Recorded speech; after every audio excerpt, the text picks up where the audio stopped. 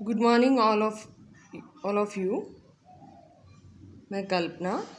Subject समाजशास्त्र। Topic अपना साक्षात्कार इंटरव्यू बीए सेकेंड ईयर। आम भाषा में साक्षात्कार से तात्पर्य एक व्यक्ति द्वारा अन्य व्यक्ति से बातचीत के द्वारा उसकी जो योग्यता, वरीयता, ज्ञान आदि की जानकारी होती है उसे प्राप्त करना होता है। किंतु सामाजिक जो अनुसंधान होते हैं उनमें साक्षात्कार जो है वो एक विशिष्ट अवधारणा होती है। यहाँ ये तथ्य संकलन के उपकरण के रूप में एक पारस्परिक प्रक्रिया है जिसके अंतर्गत साक्षात्कारकर्ता विषय की या उत्तरदाता कह सकते हैं जिसका साक्षात्कार लिया जा रहा है कि प्रत्यक्ष उपस्थिति में आवश्यक जानकारी प्राप्त करता है। साक्षात्कार अंग्रेजी भाषा के शब्द इंटरव्यू का हिंदी रूपांतरण है। इंटरव्यू को दो भागों में विभाजित किया जा सकता है। इसका शाब्दिक अर्थ हुआ दो भागों में विभाजित किया जा सकता है, इंटर प्लस व्यू। इंटर यानी भीतर, व्यू यानी देखना।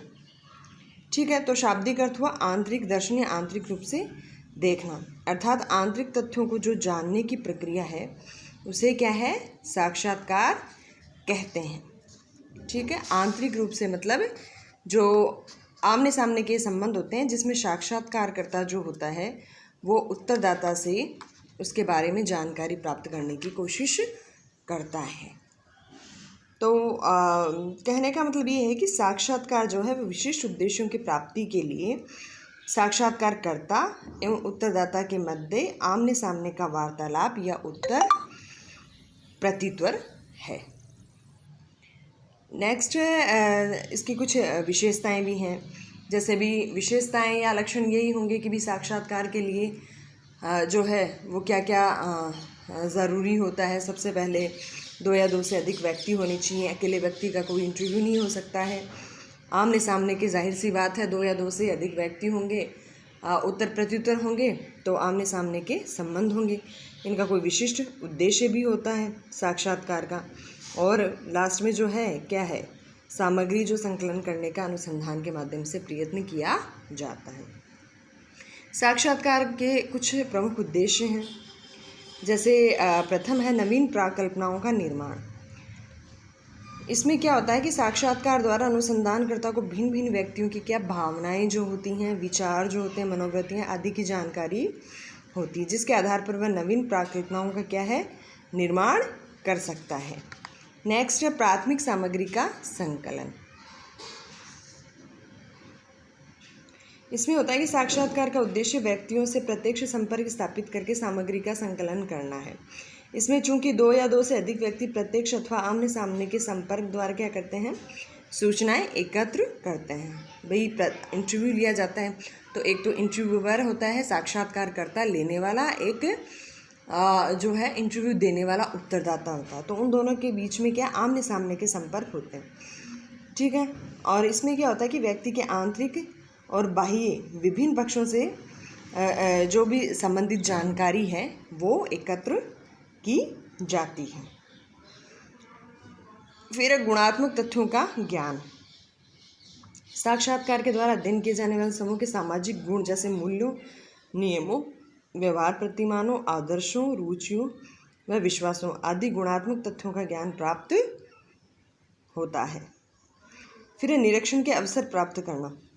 साक्षात्कार के द्वारा क्या है, या साक्षात्कार विधि के द्वारा निरीक्षण के अच्छे अवसर प्राप्त होते हैं, क्योंकि जब जो अध्ययनकर्ता साक्षात्कार के लिए उत्तरदाता के पास जाता है तो उसके जीवन स्तर, सदस्यों के पारस्परिक संबंधों, क्रियाकलापों आदि का भी अवलोकन करता है।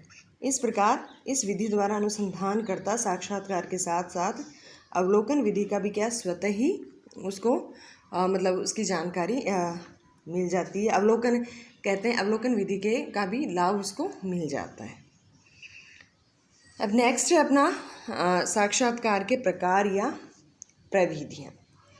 तो इनको जो क्लासिफाइड किया गया है, विभाजित किया गया है, उनको अलग अलग तरीके से हम पढ़ेंगे। पहला जो दे रखा है वर्गीकरण के आधार पर। वर्गीकरण के आधार 4 बता रखे हैं। अध्ययन प्रविधि, सूचनादाताओं की संख्या, अध्ययन के उद्देश्य और आयोजन की प्रकृति। फिर अध्ययन प्रविधि के आधार पर 2 प्रकार बता रखे हैं, संरचित और असंरचित। सूचना तत्वों की संख्या के आधार पर व्यक्तिगत व सामूहिक बता रखे हैं। अध्ययन के उद्देश्य के आधार पर 3 प्रकार बता रखे हैं, निदानात्मक, उपचारात्मक, अनुसंधानात्मक। और आयोजन की प्रकृति के आधार पर पूर्व व्यवस्थित और आकस्मिक। अब जो अध्ययन प्रविधि के आधार पर संरचित असंरचित प्रकार हैं, उसमें भी असंरचित प्रकार के उप प्रकार हैं 4, केंद्रित, नैदानिक, अनिर्देशित और पुनरावृत्ति।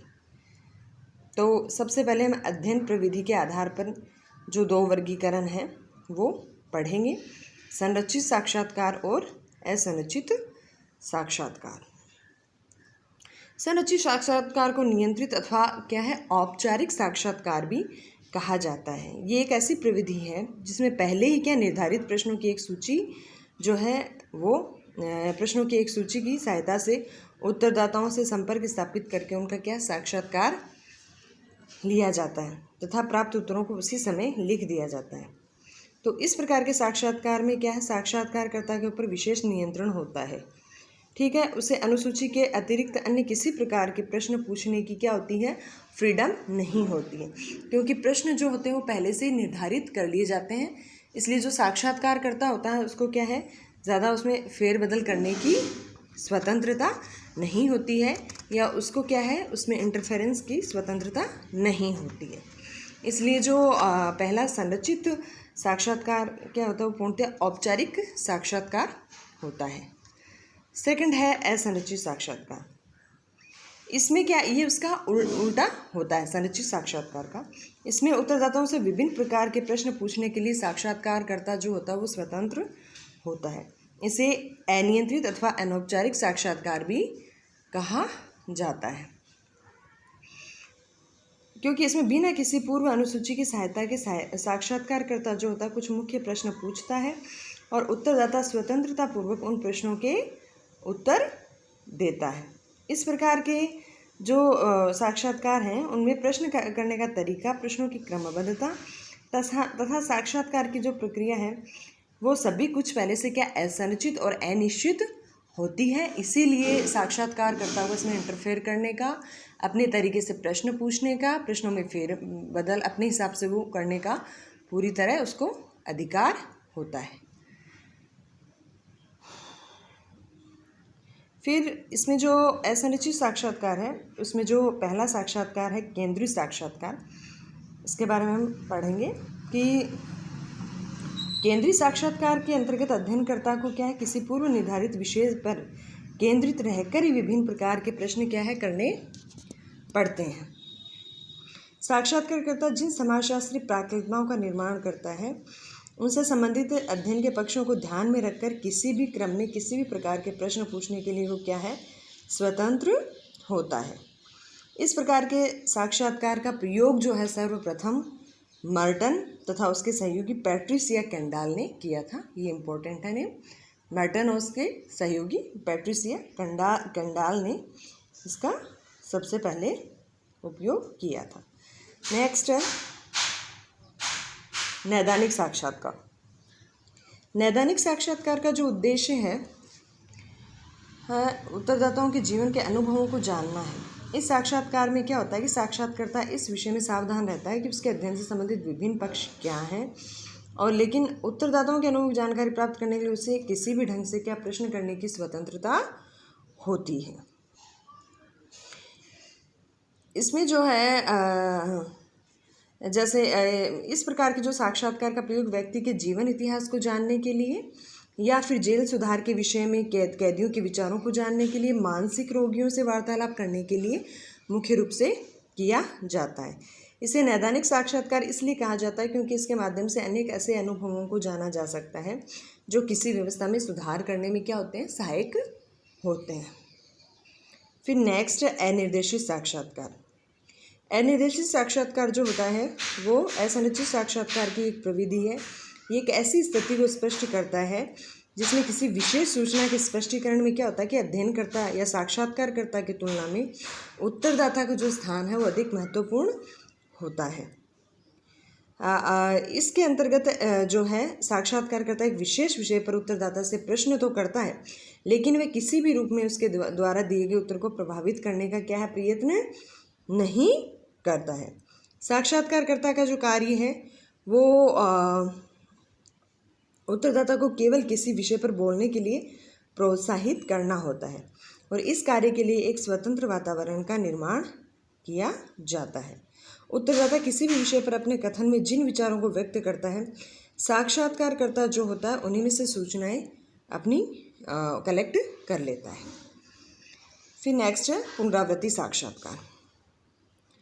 असंरचित साक्षात्कार का एक ये है प्रकार की भी प्रश्न करने एवं उत्तर देते पुनरावृत्ति साक्षात्कार इसका एक उप प्रकार है। तो इसमें जो है प्रश्न करने उत्तर देने में अध्ययनकर्ता व उत्तरदाता दोनों ही स्वतंत्र होते हैं। अतः इसमें क्या होता है, एक कमी ये रह जाती है कि कुछ महत्वपूर्ण जो तथ्य होते हैं वो कई बार भूल जाते हैं। इस स्थिति में आवश्यक होता है कि इस प्रकार पुनरावृत्ति की जाए जिससे महत्वपूर्ण तथ्यों की जानकारी पुनः प्राप्त की जा सके। फिर जो सेकंड वर्गीकरण के जो आधार चल रहा है उसमें सूचनादाताओं की संख्या के आधार पर वर्गीकरण। तो सूचनादाताओं की संख्या के आधार पर दो वर्गीकरण है, व्यक्तिगत और सामूहिक। तो व्यक्तिगत साक्षात्कार है, इसमें साक्षात्कारकर्ता एक समय में एक व्यक्ति से साक्षात्कार करता है। ये सबसे अच्छा साक्षात्कार इसे मान सकते हैं क्योंकि इसके द्वारा वास्तविक और निष्पक्ष सूचनाएं प्राप्त की जाती हैं। सेकंड है सामूहिक साक्षात्कार। इस प्रकार के साक्षात्कार में एक से अधिक व्यक्तियों से एक साथ साक्षात्कार किया जाता है। इसके अंतर्गत साक्षात्कारकर्ता एक स्थान पर अध्ययन समूह के विभिन्न व्यक्तियों से सामूहिक रूप से मिलता है और प्रत्येक प्रश्नों के उत्तर देने के लिए सभी व्यक्तियों को वो प्रेरित करता है। आधुनिक जो प्रेजेंट टाइम जो है उसमें क्या है, इस प्रकार के साक्षात्कार का जो प्रचलन ज़्यादा हो रहा है। नेक्स्ट है अध्ययन के उद्देश्य के आधार पर वर्गीकरण। इसमें जो है पहला निदानात्मक साक्षात्कार है। इसमें किसी गंभीर सामाजिक घटना अथवा समस्या के कारणों को खोजा जाता है। सामान्यतः इस विधि का प्रयोग क्या है, व्यापक सर्वेक्षण के लिए किया जाता है। फिर नेक्स्ट उपचारात्मक साक्षात्कार में जब किसी साक्षात्कार का उद्देश्य जो है वो किसी सामाजिक समस्या को दूर करने के उपचार से संबंधित सुझावों की खोज करना होता है, सुझाव जानना होता है, तो इसे उपचारात्मक साक्षात्कार कहते हैं। मतलब कि जो साक्षात्कार द्वारा संबंधित व्यक्तियों के क्या है, ऐसे सुझाव प्राप्त करने का प्रयत्न किया जाता है जिनकी सहायता से समाज में फैली किन्हीं जटिल समस्याओं का क्या है, उपचार किया जा सके। फिर अनुसंधान साक्षात्कार। अनुसंधान अथवा शोध संबंधी साक्षात्कार में विभिन्न विषयों घटनाओं से संबंधित कारणों की खोज करने का क्या प्रयास किया जाता है। कभी कभी जो इस प्रकार के जो साक्षात्कार हैं उनका उद्देश्य कुछ प्रमुख व्यक्तियों अथवा समूह की मनोवृत्तियों, सामाजिक मूल्यों आदि का अध्ययन करना भी होता है। फिर लास्ट है आयोजन की प्रकृति के आधार पर वर्गीकरण। तो इसमें इसको भी दो भागों में बांटा है, पूर्व व्यवस्थित साक्षात्कार और आकस्मिक साक्षात्कार। तो जो पूर्व व्यवस्थित साक्षात्कार है ये क्या है, बहुत ही योजनाबद्ध व व्यवस्थित होता है। साक्षात्कार करने से पूर्व इसके अंतर्गत विभिन्न पक्षों की जो प्रकृति, संख्या, जो भी सीक्वेंस है, क्रम है, उसको निश्चित कर लिया जाता है जिससे कम से कम समय में क्या अधिक से अधिक व्यक्तियों से संपर्क किया जा सके। इस प्रकार के साक्षात्कार में संपूर्ण सूचनाएं क्या है, कहने का मतलब पूर्व में ही तय कर ली जाती हैं। फिर आकस्मिक साक्षात्कार। इस प्रकार के साक्षात्कार में अध्ययनकर्ता को साक्षात्कार किए जाने वाले व्यक्तियों के विषय में क्या होता है, पहले से किसी प्रकार की कोई जानकारी नहीं होती। अध्ययनकर्ता किसी भी समय किसी भी स्थान पर अचानक से या आकस्मिक रूप से साक्षात्कार करके तथ्यों को संकलित कर लेता है। मतलब जैसे फॉर एग्जांपल चुनाव के समय में जो होता है, रेलवे प्लेटफॉर्म संवाददाता जो होते हैं वो railway platform, coffee house, train, बस, रेस्टोरेंट आदि में व्यक्तियों से क्या है, अनौपचारिक रूप से साक्षात्कार करके जो है अनेक महत्वपूर्ण जो है सूचनाएं कलेक्ट कर लेते हैं, निष्कर्ष निकाल लेते हैं, जो चुनाव परिणाम के लिए क्या है विशेष महत्व होते हैं। तो इस प्रकार के जो साक्षात्कार लिए जाते हैं वो आकस्मिक साक्षात्कार कहलाते हैं। तो ये आज के टॉपिक में हमने जो है साक्षात्कार क्या है, इसके उद्देश्य मुख्य रूप से क्या हैं और इसके प्रकार क्या हैं, ये आज हमने इस टॉपिक में पढ़ा है। तो ये आज का अपना ये टॉपिक कंप्लीट हुआ। धन्यवाद।